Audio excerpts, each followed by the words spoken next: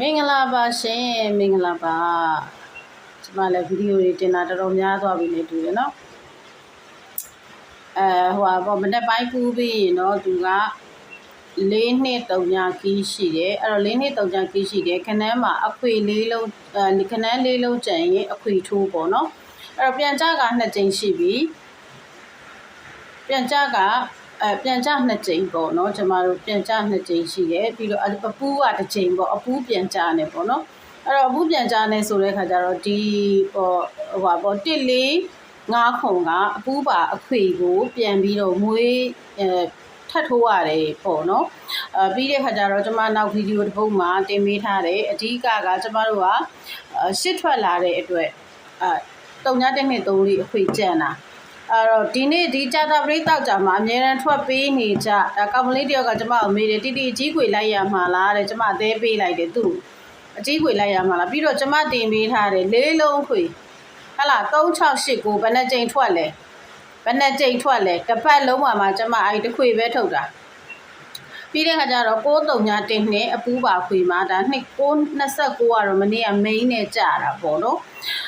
အဲ့တော့ तू ကအခုကမနေ့ခင်းပိုင်းမှာပူးပြီးလို့ရှိရင်4-3-1-2ကကီး4-3-2ကကီးရှိတယ်အဲ့တော့ကီးရှိတယ်ဆိုတော့6-8ရဲ့မူဆိုင်ကြောင့်မို့လို့ခွန်ပိုင်ခွန်ဘရိတ်ရှိတယ်အဲ့တော့ခင်ဗျားတို့အဲ့နှစ်ခုကိုပဲလိုက်မလားလိုက်မယ်ဆိုလို့ရှိရင်ဥမာ4-3-2ကီးကရက်ချင်းကြော်သွားမှကျွန်တော်ကကြောက်တာကြက်တာဘာမှမဖြစ်ဘူးရက်ချင်းကြော်သွားမှကိုကြောက်တာဒီနေ့ညနေချမပေးဘဲနဲ့ဟိုဖြစ်သွားမှာကိုကြောက်တာရက်ချင်းကြော်သွားမှာကိုကြောက်တာဒါကြောင့်မို့လို့ခွန်ပိုင်ခွန်ဘရိတ်ကိုလိုက်တဲ့လူကခွန်တစ်လုံးကိုလိုက်တဲ့လူကခွန်ဘရိတ်ကိုပါတွဲပြီးတော့လိုက်6နဲ့8ကြားမှာခွန်ရှိတယ်9နဲ့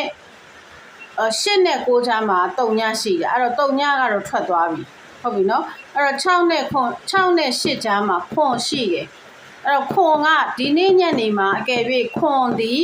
ဘရိတ်အနေနဲ့ကြာလာမယ်ဆိုရင်ပတ်သီးပြောက်ပြီဟုတ်ပြီနော်ပတ်သီးပြောက်ပြီဒါပေမဲ့လို့ခွန်က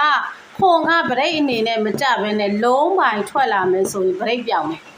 ဒါမျိုးကိုပြောတာဟုတ်ပြီနော်အဲ့တော့ခွန်လုံးပိုင်ကိုခင်ဗျားတို့ခွန်4တို့ခွန်1တို့sorryခွန်2တို့ခွန်3ညတို့ထိုးကြည့်ပေါ့နော်အဲ့တော့4-2-3ညကိုပဲခင်ဗျားတို့ကဘာနဲ့စော့မလဲဆိုတော့ခွန်ဗရိတ်လုပ်ကြည့်ပေါ့နော်ခွန်ဗရိတ်လုပ်ကြည့်ပေါ့ဟုတ်ပြီနော်โอเคbye bye အားလုံးပဲရရှိကြပါစေ bye bye ပါ